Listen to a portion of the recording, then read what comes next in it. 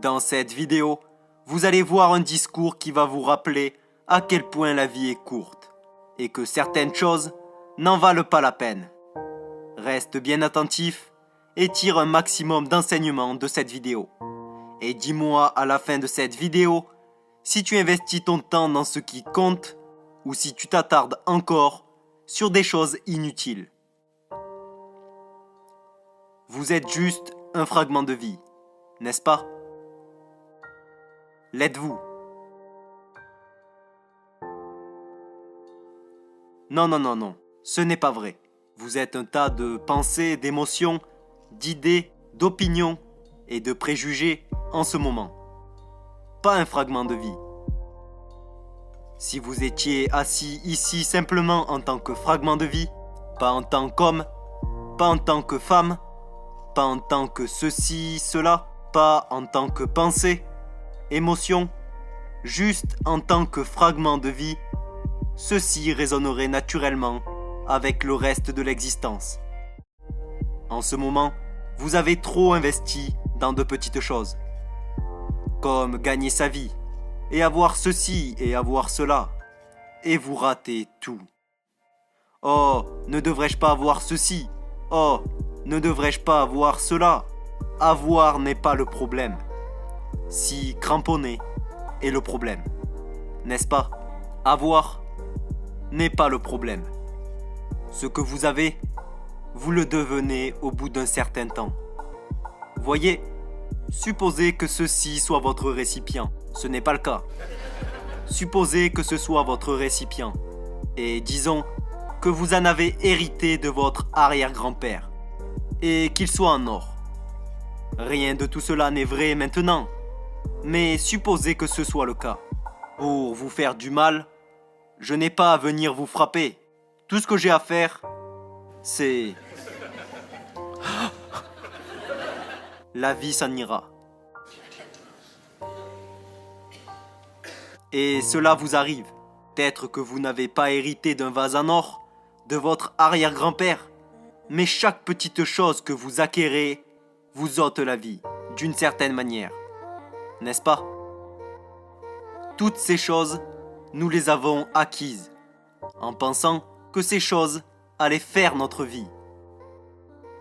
Nous avons acquis ces gadgets parce que nous pensions qu'ils allaient faire notre vie. Maintenant, ce gadget est devenu une nuisance. On ne peut pas s'en passer. On participe à un satsang en envoyant des messages à quelqu'un. De la communication, bien sûr, mais pas une communion. Donc, une fois arrivé ici, vous ne devriez pas quitter cet endroit sans connaître toute la profondeur et l'immensité de ce qu'est cette vie, n'est-ce pas? Personne ne devrait partir sans le savoir, parce que les autres choses dépendent de diverses réalités. On ne sait pas si vous allez arriver à courir 100 mètres en 8 secondes. Vous ne pouvez pas faire ça. On ne sait pas si vous allez gravir le mont Everest ou pas. On ne sait pas si vous allez gagner 1 milliard de dollars ou non. Mais ceci est possible. Vous pouvez explorer toute la profondeur et toute la dimension de ce qu'est ceci, parce que vous n'avez pas besoin de la permission de personne. Vous n'avez pas besoin de quoi que ce soit. Si vous en avez la volonté, c'est là. N'est-ce pas? Vous voulez peut-être gravir le mont Everest, mais vos poumons ne sont peut-être pas prêts. Vos jambes ne sont peut-être pas prêtes. Avec ceci, ce n'est pas comme ça. Ça ne demande aucune capacité particulière. Ça ne demande aucune situation particulière. Seulement votre bon vouloir. Mais vous voyez, votre bon vouloir arrive par étapes. Rien de mal à cela. Si vous aviez une durée de vie de 10 000 ans, pas de problème. Fort heureusement, ce n'est pas le cas. Parce que si vous traîniez dans les parages pendant 10 000 ans, oh, quel monde misérable ce serait. N'est-ce pas? Vous pouvez penser ce que vous voulez. Mais c'est une bonne chose que vous soyez arrivé avec une date d'expiration. N'est-ce pas bien? Avez-vous remarqué certains jours, lorsque vous êtes joyeux 24 heures, juste 24 heures, passent à un rien de temps? Vous êtes malheureux et déprimé? Un jour paraît une éternité. Donc seules les personnes malheureuses ont une vie longue. Les gens joyeux, même s'ils vivent jusqu'à 100 ans, c'est trop bref. Avant que vous ne sachiez ce qui se passe, ce sera fini. Vraiment, ça finit trop vite. Mais si vous êtes heureux, vous allez vivre longtemps. Donc, c'est une vie très courte. Et tout ce qui est de la plus haute importance pour cette vie doit arriver au plus tôt. Pas après-demain, n'est-ce pas? Ça doit être aujourd'hui. Donc, le processus de la vie n'attend pas. Vous devez comprendre, votre vie n'est qu'une certaine combinaison de temps et d'énergie. L'énergie, on peut la gérer. Le temps, vous ne pouvez pas le gérer. Il file. Peu importe que vous soyez éveillé, endormi, vous allez bien, vous n'allez pas bien, vous êtes heureux, vous êtes malheureux, ça file. Pendant que je vous parle, vous vous êtes rapproché de la tombe de 2 minutes. Oui ou non? Le temps, vous ne pouvez pas le gérer. Il file, c'est tout. Vous pouvez seulement gérer votre énergie. Vous pouvez gérer votre activité. La façon dont vous utilisez le temps, vous pouvez le gérer. Mais vous ne pouvez pas gérer le temps. Il file, n'est-ce pas?